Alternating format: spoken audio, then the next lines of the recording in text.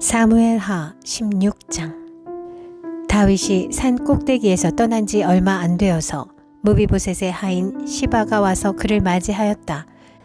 시바는 나귀 2마리에 안장을 얹고 그 위에다가는 빵 200개와 건포도 뭉치 100덩이와 여름과일 100개와 포도주 한 가죽부대를 싣고 왔다. 왕이 시바에게 물었다. 네가 무엇 때문에 이것을 가지고 왔느냐? 시바가 대답하였다. 이 나귀들은 임금님의 가족들이 타고 빵과 여름과일은 신하들이 먹고 포도주는 누구나 광야에서 기진할 때에 마시고 이렇게 하시라고 가져왔습니다. 왕이 또 물었다. 그런데 내가 섬기는 상전의 손자는 지금 어디에 있느냐? 시바가 왕에게 대답하였다. 그는 지금 예루살렘에 머물러 있습니다. 이제야 이스라엘 사람이 자기 할아버지의 나라를 자기에게 되돌려준다고 생각하고 있습니다. 왕이 시바에게 말하였다. 무비보셋의 재산을 네가 모두 가져라. 시바가 대답하였다. 임금님의 은혜에 감사드립니다. 언제나 임금님의 은총을 입는 몸이 되기를 바랍니다. 다윗 왕이 바후림 마을에 가까이 이르렀을 때에 갑자기 어떤 사람이 그 마을에서 나왔는데 그는 사울 집안의 친척인 게라의 아들로서 이름은 시므이였다. 그는 거기에서 나오면서 줄곧 저주를 퍼부었다. 다윗 왕의 모든 부하와 모든 용사가 좌우에 서서 왕을 호위하고 가는데도 그는 다윗과 그의 모든 신하에게 계속하여 돌을 던졌다. 시므이가 다윗을 저주하여 말하였다. 영영 가거라. 이 피비린내 나는 살인자야. 이 불안당 같은 자야. 내가 사울의 집안 사람을 다 죽이고 그의 나라를 차지하였으나 이제는 주님께서 그 핏값을 모두 너에게 갚으신다. 이제는 주님께서 이 나라를 너의 아들 압살롬의 손에 넘겨주셨다. 이런 형벌은 너와 같은 살인자가 마땅히 받아야 할 재앙이다. 그러자 수르야의 아들 아비새가 왕에게 아뢰었다. 죽은 개가 높으신 임금님을 저주하는데 어찌하여 그냥 보고만 계십니까? 제가 당장 건너가서 그의 머리를 잘라버리겠습니다. 왕은 대답하였다. 수르야의 아들아, 나의 일에 너희가 왜 나서느냐? 주님께서 그에게 다윗을 저주하라고 분부하셔서 그가 저주하는 것이라면 그가 나를 저주한다고 누가 그를 나무랄 수 있겠느냐? 그런 다음에 다윗이 아비새와 자기의 모든 신하에게 말하였다. 생각하여 보시오. 나의 몸에서 태어난 자식도 나의 목숨을 노리고 있는데 이러한 때에 하물며 저 베냐민 사람이야 더 말해 무엇하겠소? 주님께서 그에게 그렇게 하라고 시키신 것이니 그가 처주하게 내버려 두시오. 혹시 주님께서 나의 이 비참한 모습을 보시고 오늘 시므이가 한 저주 대신에 오히려 나에게 좋은 것으로 갚아주실지 누가 알겠소. 다윗과 그 부하들은 계속하여 길을 갔다. 그래도 시므이는 여전히 산비탈을 타고 다윗을 따라오면서 저주하며 그 곁에서 돌을 던지고 흙먼지를 뿌렸다. 왕과 그를 따르는 온 백성이 요단강에 이르렀을 때에 그들은 매우 지쳤으므로 거기에서 쉬면서 기운을 되찾았다. 압살롬은 그를 따르는 이스라엘 백성의 큰 무리를 거느리고 예루살렘으로 입성하였으며 아히도벨도 그와 함께 들어왔다. 그때 다윗의 친구인 아렉 사람 후세가 압살롬을 찾아와서 압살롬을 보고 임금님 만세, 임금님 만세 하고 외쳤다. 그러자 압살롬이 후세에게 물었다. 이것이 친구를 대하는 그대의 우정이요? 어찌하여 그대의 친구를 따라서 떠나지 않았소? 후세가 압살롬에게 대답하였다. 그렇지 않습니다. 오히려 저는 주님께서 뽑으시고 이 백성과 온 이스라엘 사람이 뽑아 세운 분의 편이 되어 그분과 함께 지낼 작정입니다. 제가 다른 누구를 또 섬길 수 있겠습니까? 당연히 부왕의 아드님을 섬겨야 하지 않겠습니까? 그러므로 제가 전에 부왕을 섬긴 것과 같이 이제는 임금님을 섬기겠습니다. 압살롬이 아히도벨에게 물었다. 이제 우리가 무슨 일부터 해야 될지 의견들을 내어 보십시오. 아히도벨이 압살롬에게 말하였다. 부왕이 왕궁을 지키라고 남겨둔 후궁들과 동침하십시오. 이렇게 임금님께서 부왕에게 미움받을 일을 하였다는 소문을 온 이스라엘이 들으면 임금님을 따르는 모든 사람이 더욱 힘을 낼 것입니다. 그리하여 사람들이 옥상 위에 압살롬이 들어갈 장막을 차려주니 온 이스라엘이 보는 앞에서 압살롬이 자기 아버지의 후궁들과 동침하였다. 사람들은 아히도벨이 베푸는 모략은 무엇이든지 마치 하나님께 여쭈어서 받은 말씀과 똑같이 여겼다. 다윗도 그러하였지만 압살롬도 그러하였다. 사무엘하 17장. 아히도벨은 압살롬에게 또 이와 같이 말하였다. 부디 내가 12,000명을 뽑아서 출동하여 오늘 밤으로 당장 다윗을 뒤쫓도록 허락하여 주십시오. 그가 지쳐서 힘이 없을 때에 내가 그를 덮쳐서 겁에 질리게 하면 그를 따르는 모든 백성이 달아날 것입니다. 그때에 내가 왕만을 쳐서 죽이면 됩니다. 그렇게만 되면 내가 온 백성을 다시 임금님께로 돌아오게 할 수 있습니다. 아내가 남편에게 돌아오듯이 백성이 그렇게 임금님께로 돌아올 것입니다.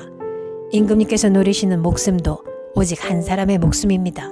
나머지 백성은 안전할 것입니다. 압살롬만이 아니라 이스라엘의 모든 장로도 이 말을 옳게 여겼다. 그러나 압살롬은 아렉 사람 후세도 불러다가 그가 하는 말도 들어보자고 하였다. 후세가 압살롬에게 오니 압살롬은 그에게 아히도벨이 한 말을 일러주고서 그 말대로 해야 할지 말아야 할지를 묻고 또 다른 의견이 있으면 말하라고 하였다. 후세는 압살롬에게 아히도벨이 베푼 모략이 좋지 않다고 말하고 그 까닭을 설명하였다. 임금님의 부친과 그 신하들은 임금님께서 잘 아시는 바와 같이 용사들인데다가 지금은 새끼를 빼앗긴 들녘의 곰처럼 무섭게 화가 나 있습니다.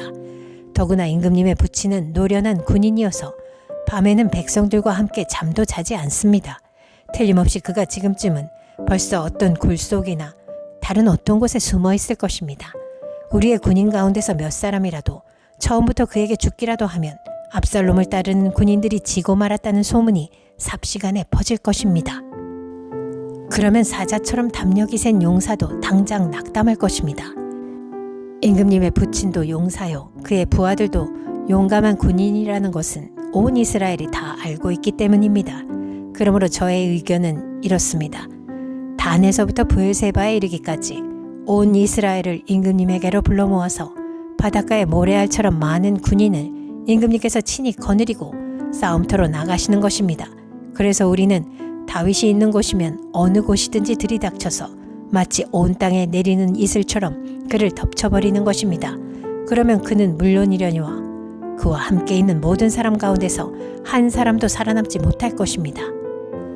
또 그가 어떤 성읍으로 물러나면 온 이스라엘이 굵은 밧줄을 가져다가 그 성읍을 동여매어 계곡 아래로 끌어내려서 성이 서 있던 언덕에 돌멩이 하나도 찾아볼 수 없게 하시는 것입니다.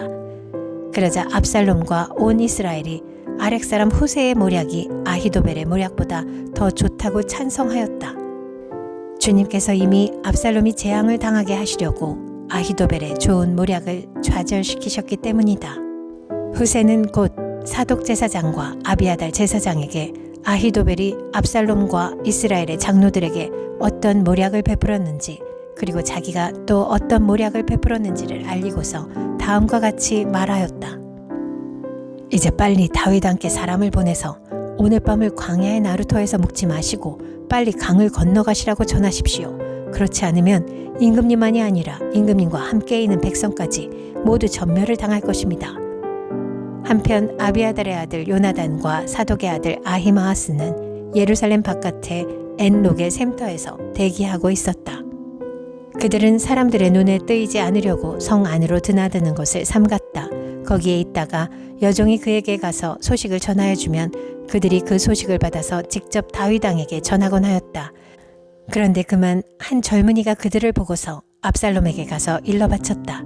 탈로가 난 줄을 알고서 그 두 사람은 재빨리 그곳을 떠나 바후림 마을로 가서 어떤 사람의 집으로 들어갔다. 그 집 마당에는 우물이 있었는데 그들은 그 속으로 내려갔다. 그 집 여인은 덮을 것을 가져다가 우물 아귀에 펴놓고 그 위에 찌은 보리를 널어놓아서 아무도 눈치를 채지 못하게 하였다. 압살롬의 종들이 그 집으로 들어와서 그 여인에게 물었다. 아히마아스와 요나단이 어디에 있느냐? 그 여인이 그들에게 대답하였다. 그들은 방금 저 강을 건너갔습니다. 그들이 뒤쫓아갔으나 찾지 못하고 예루살렘으로 돌아갔다. 그들이 돌아간 뒤에 그 두 사람이 우물 속에서 올라와 다윗 왕에게 가서 이 소식을 전하였다. 그들은 다윗에게 아히도벨이 다윗 일행을 해치려고 어떤 계획을 세웠는지를 알리고 어서 일어나서 강을 건너가라고 재촉하였다. 그러자 다윗이 자기와 함께 있는 온 백성을 거느리고 거기에서 떠나 요단강을 건너갔는데 날이 셀 때까지 요단강을 건너지 못한 사람은 하나도 없었다. 아히도벨은 자기의 모략대로 이루어지지 않는 것을 보자 나귀의 안장을 쥐어서 타고 거기에서 떠나 자기의 고향집으로 돌아갔다. 거기에서 그는 집안일을 정리한 뒤에 목을 메어서 죽었다. 그는 이렇게 죽어서 자기 아버지의 무덤에 묻혔다. 다윗이 마하나임에 이르렀을 때에야 압살롬이 비로소 이스라엘의 온 군대를 직접 거느리고 요단강을 건넜다. 압살롬은 요압 대신에 아마사를 군 지휘관으로 세웠는데 아마사는 이드라라는 이스마엘 사람의 아들이다. 이드라는 나하스의 딸 아비갈과 결혼하여 아마사를 낳았는데 아비갈은 요압의 어머니 수르야의 여동생이다.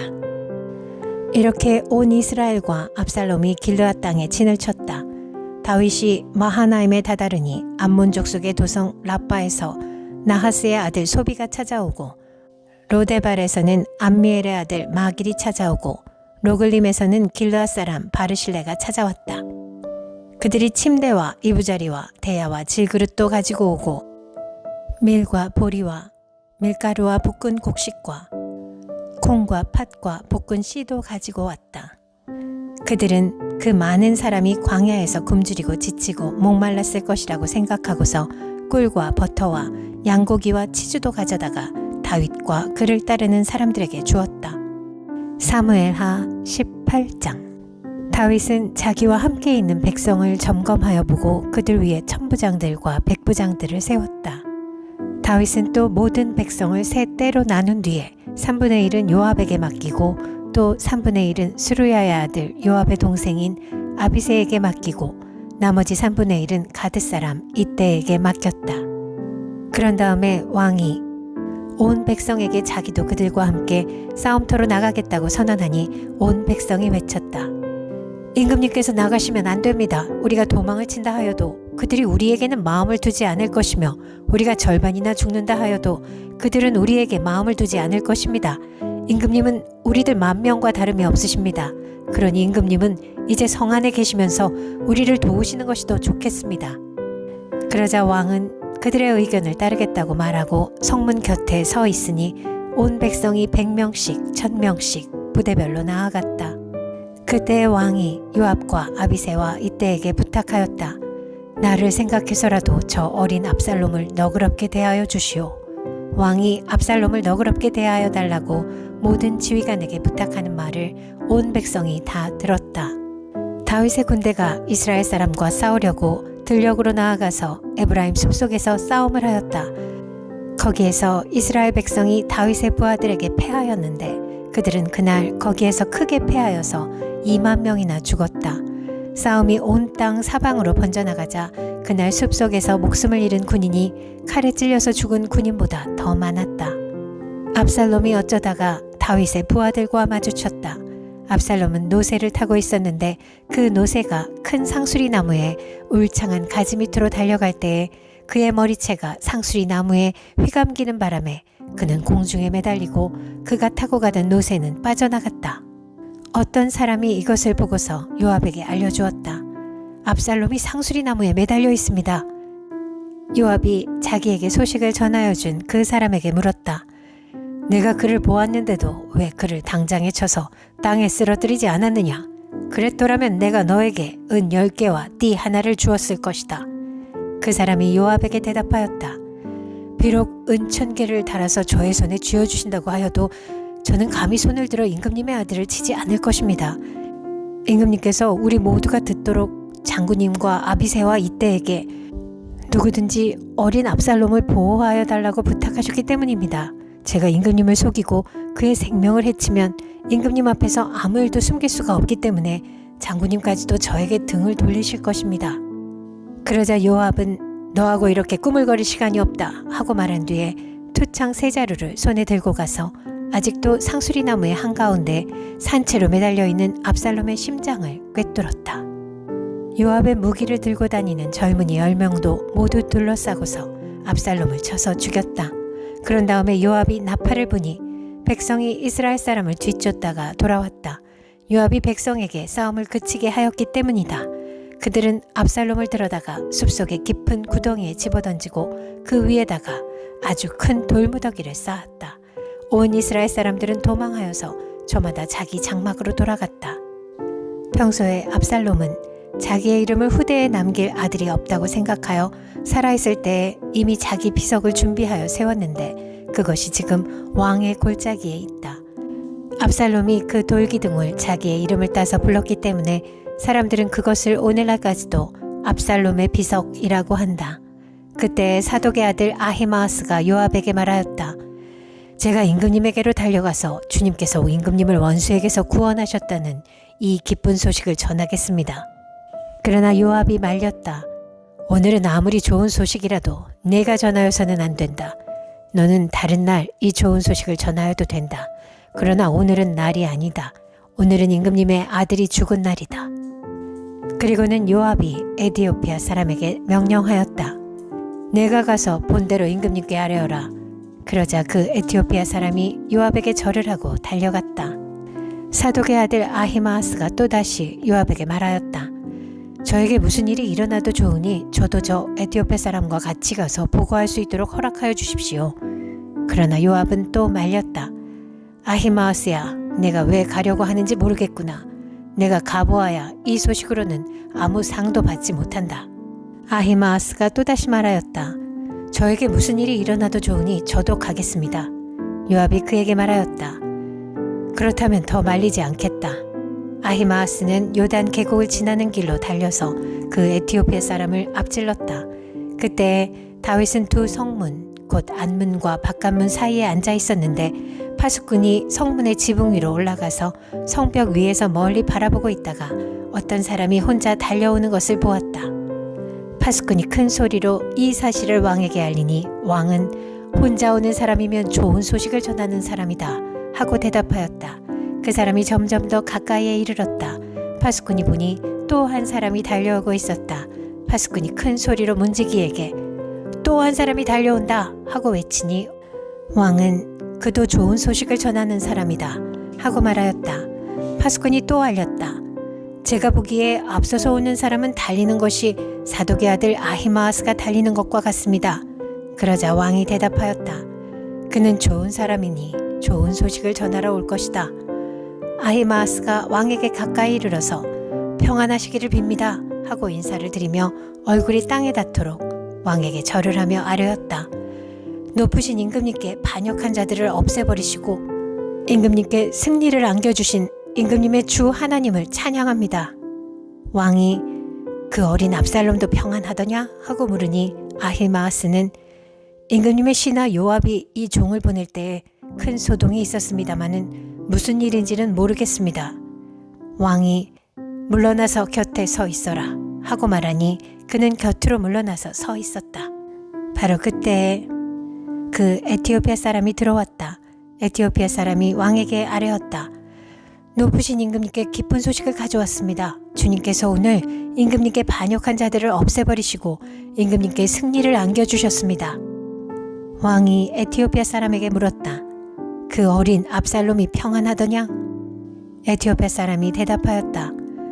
높으신 임금님의 원수들을 비롯하여 임금님께 반역한 자들이 모조리 그 젊은이와 같이 되기를 바랍니다. 왕은 이 말을 듣고 마음이 찢어질 듯이 아파서 성문 위의 다락방으로 올라가서 울었다. 그는 올라갈 때 내 아들 압살롬아, 내 아들아, 내 아들 압살롬아, 너 대신에 차라리 내가 죽을 것을, 압살롬아, 내 아들아, 내 아들아 하고 울부짖었다.